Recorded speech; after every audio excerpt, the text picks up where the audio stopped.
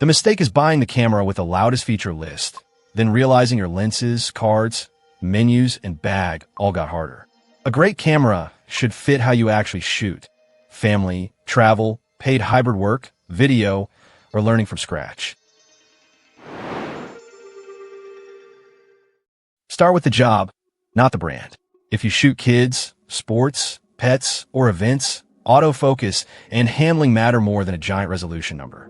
If you shoot video, the real question is workflow, card type, recording formats, heat management, screen movement, and how much editing pain you're inviting. And for ownership cost, the body is only the front door. Lenses, extra batteries, fast cards, cages, mics, bags, and future upgrades are where budgets quietly stretch. Prices and filters change, so check before you buy. Blunt verdict. The Nikon Z6 is the one I would pick if I needed one serious full-frame body to cover both photos and video without constantly wishing I had brought a different camera. It is an SLR-style mirrorless body with a full-frame sensor, so the life meaning is simple. Bigger system, bigger commitment, more room to grow. For action and wildlife. It sits in the upper tier here, with an 8.8 use case score, which translates to a camera that makes more sense for fast subjects than for casual vacation snapshots. The trade-off is the ecosystem decision. You are not just buying a Nikon body. You are buying a Nikon Z lenses, higher-end accessories, and a setup that wants a real bag. Skip it if you want the widest lens ecosystem from day one, if this is your first interchangeable lens camera on a tight budget, or if you mostly want something small enough to carry without thinking. Great camera, not a casual purchase.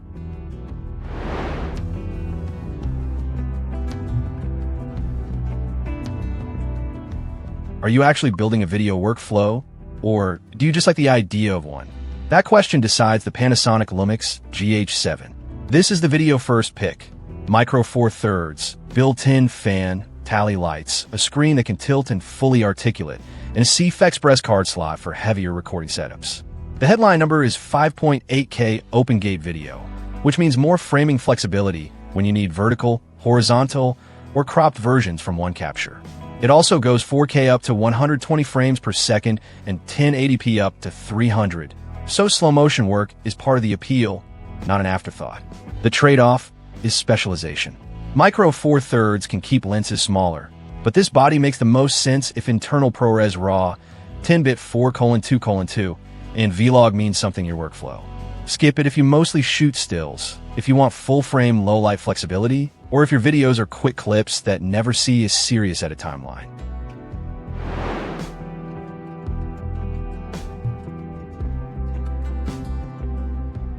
The Fujifilm X-T5 is for the person who still wants the camera to feel like a camera. Dedicated exposure dials, weather sealing, in-body stabilization, and a three-way tilting screen make it feel built for walking around, changing settings quickly, and shooting from awkward angles without turning the whole thing into a video rig. The big number is 40.2 megapixels on an APS-C sensor, which is useful if you shoot travel, street, landscape, or detailed stills and want room to crop later. The trade-off is that this is not Fujifilm's most video-centered body. If your workflow needs a CF Express slot or an 8K oriented setup, the XH line is the better match. But if your priority is still photography in a portable kit, this is the one with the clearest personality. Skip it if video pipeline features matter more than dials, compact lenses, and high detail stills.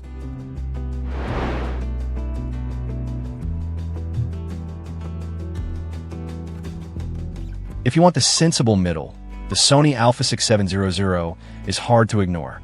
It is a portable APS-C mirrorless body with built-in stabilization, strong autofocus support, and access to Sony E-mount lenses, including a lot of native and third-party options. That lens access is the real ownership story. You have more path for travel primes, zooms, video lenses, and future upgrades without painting yourself into a tiny corner. The number to care about is 4K at 120 frames per second, which gives you smooth slow motion options in a body that still makes sense for everyday carry. The trade-off is ergonomics and video sealing. Some buyers will prefer a centered viewfinder, and competing bodies can offer things like 6.2K recording or external raw video output. Skip the α6700 if you know you want those features, or if Sony's offset body shape annoys you the second you pick it up. For a lot of people, though, this is the practical hybrid pick.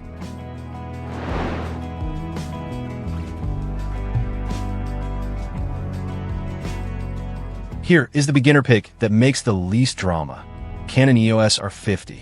It is a compact, APS-C mirrorless camera with intuitive controls, a strong auto mode, and a direct path into Canon's RF system, which is exactly what many first-time buyers need. The useful number is 4K up to 30 frames per second, enough for clean, everyday video, family clips, basic creator work, and learning without building a complicated recording setup. The trade-off is that Canon keeps some enthusiast features higher up the line. You do not get in-body image stabilization. The compact lens selection is not as broad as some rival systems, and the control layout is more beginner-friendly than enthusiast-rich. Skip it if you already know you want lots of physical controls, stabilized handheld shooting from the body, or a lens system with more compact budget options. But if you want a small, approachable first mirrorless camera, the R50 is the cleanest starting point here. Here is the fast sorting rule. Nikon Z6 if you want the strongest all-around full-frame hybrid, and you are ready for the system cost. Panasonic GH7 if video workflow is the point, not a side quest. Fujifilm X-T5 if stills, dials, detail, and portability are what make you want to shoot more. Sony α6-700 if you want the mid-range hybrid with the broadest lens shopping comfort. Canon R50 if you're starting out and want simple controls before advanced gear. Before you buy, price the whole kit. One body, one everyday lens, one extra battery, the cards the camera actually needs, and whatever bag or microphone your setup requires.